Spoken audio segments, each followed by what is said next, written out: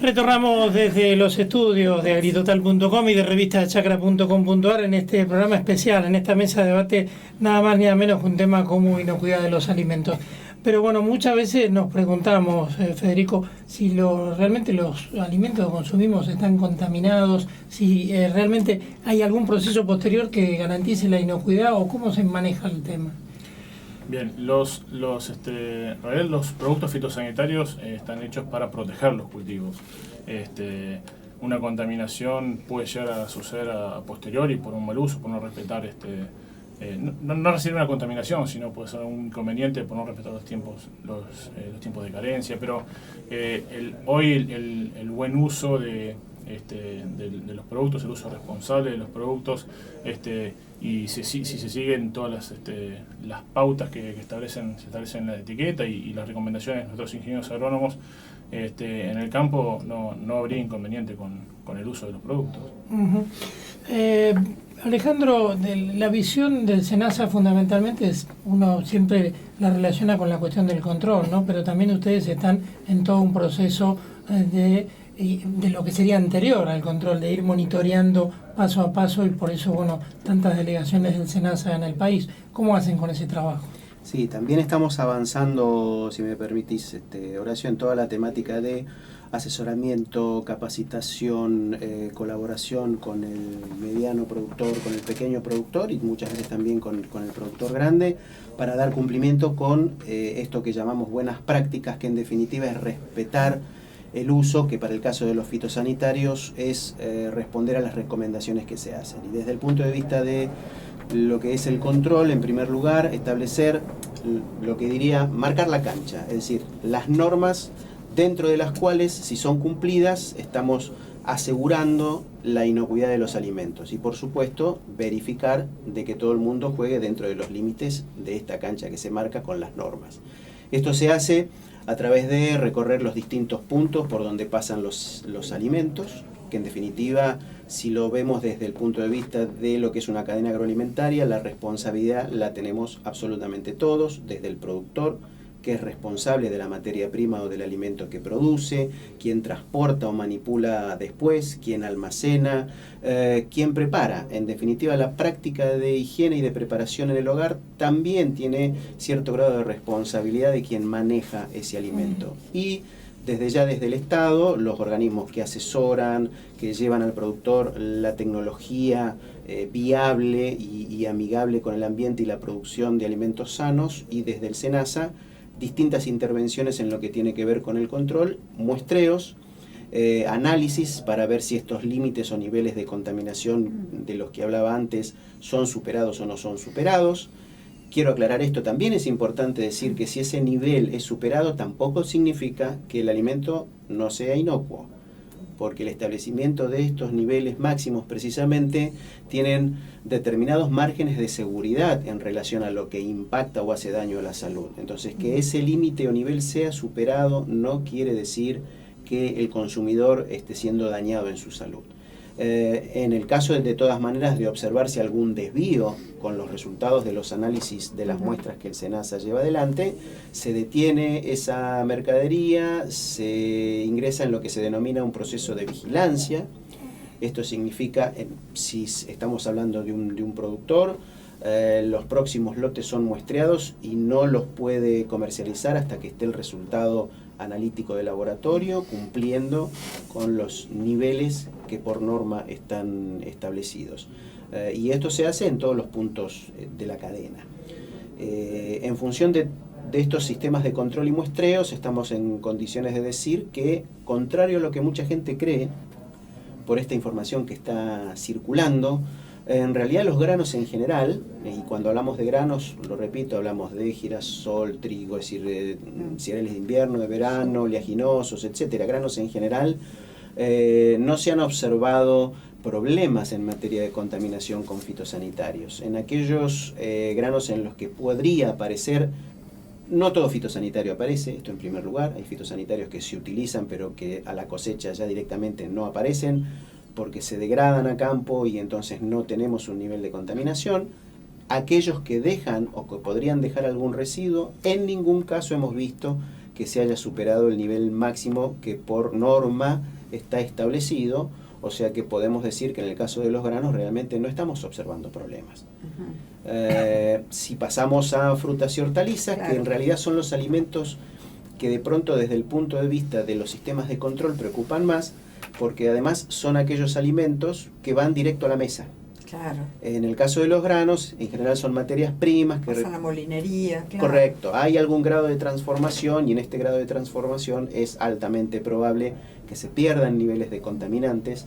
En el caso de las frutas y las hortalizas somos bastante estrictos en este sentido en los controles, porque lo que nosotros estaríamos encontrando en presencia de una lechuga, un tomate o una naranja cosechada es lo que probablemente llegue a la mesa del consumidor. Entonces ahí hay que ser mucho más estrictos aún en el sentido de aplicar precisamente las normas y los controles. Y esto tiene que ver con lo que es el proceso de análisis de riesgo.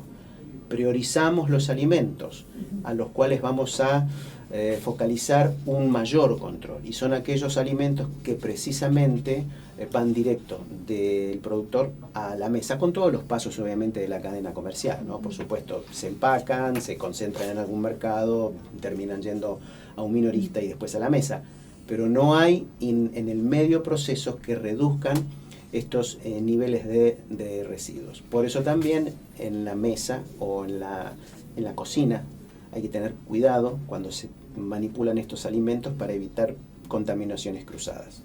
Claro. Gabriela, la vez pasada hablábamos, incluso también para la doctora, hablábamos de que muchas veces la gente se asusta del producto de algo biotecnológico, de algo muy importante en lo que es alimento, pero no le preocupa de pronto lo que está ingiriendo como remedio, por ejemplo.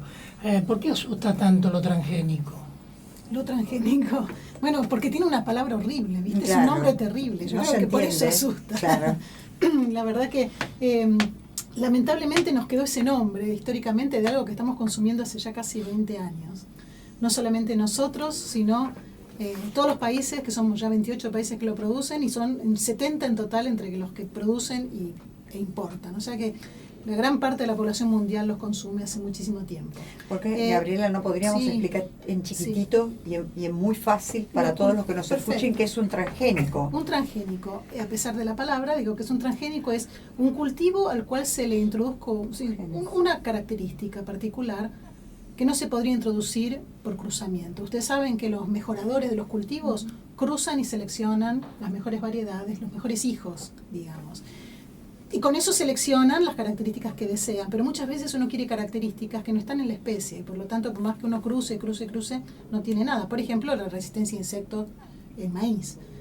Y con la ingeniería genética, que es esa tecnología que vos nombraste, que se usó inicialmente para hacer medicamentos, bueno, hoy es posible poner genes de especies que no son ni siquiera plantas a veces, son de bacterias del suelo, por ejemplo, uno puede introducirlas dentro de los cultivos. Entonces, esos son famosos cultivos transgénicos, y con eso se han logrado algunos cambios muy importantes, como son la soja tolerante a herbicida, los maíces resistentes a insectos, pero también los maíces tolerantes a herbicida, y el algodón con estas dos características. Hay más desarrollos que están viniendo, pero básicamente eso es lo que nosotros tenemos en el campo. La gente tiene mucho miedo, y la verdad que es muy interesante ver de dónde puede venir esto, porque si hace 20 años que estamos comiendo y no hubo ningún caso de problema para la salud, es como una demostración bastante importante. Pero además de eso, estos cultivos se regulan exhaustivamente. La producción de este cultivo y la posible llegada al mercado se regula muchísimo, y se regula con criterios científicos. Entonces, se compara, esto ocurre dentro del Ministerio de Agricultura, los científicos que trabajan en esa área y los expertos evalúan la seguridad de estos productos, de manera de garantizar que lo que llegue hoy a la mesa es seguro. Entonces, esa es la respuesta. Quería hacer un comentario, que los transgénicos están usados porque, bueno, tenemos una población mundial que demanda, creciente por supuesto, que demanda alimentos y que va a demandar más, ¿no es cierto? Hacia el 2050 calculamos que vamos a ser 2.000 millones de habitantes más en el mundo. Entonces hay como una obligación de asegurar el alimento. Por esto, digamos, las producciones tienen que ser mayores, ¿no? En la misma superficie. Y bueno, por eso se están utilizando los transgénicos, digo, porque, a ver, no es que enloquecieron los científicos y quisieron... No, pero además vos sabés que no es que están usando esto y no usan otra cosa. En realidad, yo siempre digo, es como si fuera una caja de herramientas que tiene el mejorador. Y va agregando, tiene cada vez más herramientas para usar. Sí. Y echa mano de todo lo que puede para hacer lo que vos decís, tener cultivos que rindan más en la misma cantidad de tierra, Claro. pero además usando menos insumos, menos recursos naturales, en una agricultura que no solamente tiene que producir más, sino tiene que ser cada vez más respetuosa con el ambiente y preservando Eso es como básico, el ¿no? ambiente. Y eso también está en la percepción pública un poco confundido. Parecería Sí. que la agricultura de hoy es muy mala respecto a la agricultura de hace un tiempo. No, la agricultura de hoy es más sustentable que la de hace mucho tiempo atrás. Y con el arado y dar vuelta a Porque la en tierra. realidad lo que tenemos es una combinación de tecnologías que van Exacto. no solo la transgénesis, son las de mejoramiento, pero buenos productos para la protección de cultivos. O sea, hay un montón de tecnologías La siembra que se directa. tienen. Perfecto. La siembra directa que se puede implementar en gran escala gracias a los cultivos transgénicos. Yo tengo una general. consulta que obviamente, doctora Mirta, yo quería consultarle fundamentalmente porque mucho se habla de alimentos, mucho se habla de enfermedades. Hay enfermedades más típicas y más conocidas por la gente, ¿no? Derivadas de la contaminación con alimentos. ¿Cuáles podrían ser entre...? En realidad, si uno depende de cómo define alimentos, ¿no? Porque acá estamos definiendo alimentos de lo que se produce en el campo y de lo que nosotros compramos en fruterías, verdulerías. Pero el agua también es un alimento. Y cuando el agua está contaminada, como en muchos lugares de nuestro país, que el agua no es potable, ¿sí? No es potable ya sea por los residuos urbanos o no es potable porque ya de la naturaleza la hizo no potable en cuanto al contenido de minerales y metales que tiene. Hay pocas enfermedades que sí se conocen que tienen que ver desde lo crónico, que es el hidrocerisismo crónico regional endémico, o la fluorosis que se ve en nuestro país porque hay excesivamente agua en el flúor. Y fíjense a dónde me tuve que ir para hablar de una enfermedad crónica por alimentos, porque en línea general no tenemos alimentos que nos causen enfermedad crónica. Alejandro habló de límites máximos de residuos, ¿no? También hay una dosis de referencia de ingesta diaria, que lo que hace esa dosis de referencia es decirnos que por más que yo coma, ¿sí? Si no supero esa dosis de referencia de ingesta diaria, puedo comer o estar en contacto con algo durante 70 años o 80, pensando desde la etapa del recién nacido que no me voy a enfermar y no voy a tener trastornos en mi salud ninguno. Esas dosis de referencia no están puestas por organismos desconocidos, están puestas por la OMS, está puesta por la EPA, o sea, la Organización Mundial de la Salud, por la FAO, por la EPA. Hay muchos organismos internacionales que son estatales, que no son organismos privados, ¿sí? Que uno podría decir que están dirigidos o concientizados hacia defender determinados productos, sino que son organismos muy respetados, muy serios, y que son los que determinan estas dosis, estos límites máximos, estas dosis máximas la dosis de ingesta diaria, y que nos aseguran, aún quedando residuos, nos aseguran una calidad de salud que de otra manera no la tendríamos. Una de las cosas que dijo Gabriela fue, a nadie le gustaría encontrar el gusano en la manzana, ¿no? O medio gusano. O medio peor, gusano porque claro. el otro ya te lo comiste. Sí. Pero la realidad es que si no tuviéramos los fitosanitarios, es como si no tuviéramos medicamentos para determinadas enfermedades que nos matan. Hoy vivimos 50 años más que en la década del 50. ¿Por qué? Porque tenemos mayor avance en la medicación, la farmacéutica, y si se respeta las indicaciones que da un médico, la indicación que da un prospecto, yo no tengo por qué tener efectos secundarios, a menos que obviamente sea alérgica a algo en particular, ¿no? Pero tiene que ser una situación única particular. Pero desde el consumo masivo de antibióticos, de analgésicos y de otras medicaciones que han beneficiado a la salud de la población en cuanto a que nadie se muere hoy fácilmente de una neumonía ni de una gripe, el consumo de vacunas, o sea, todo esto nos ha llevado a una mayor calidad de vida, a un mayor tiempo de vida, y que no es frecuente, esto no podía ocurrir hace 50 años atrás. Bueno, vamos calentando motores, como siempre nos pasa cuando entramos a doblar el codo, ya prácticamente nos estamos despidiendo. ¿Ya estamos doblando el codo? No, y yo le diría que poco nos falta. Nos vamos a nuestra última pausa. Somos Entre el Campo y la Ciudad en este interesante debate aquí en agritotal.com y en la revista chacra.com.ar sobre nada más y nada menos que la inocuidad de los alimentos. Ya volvemos.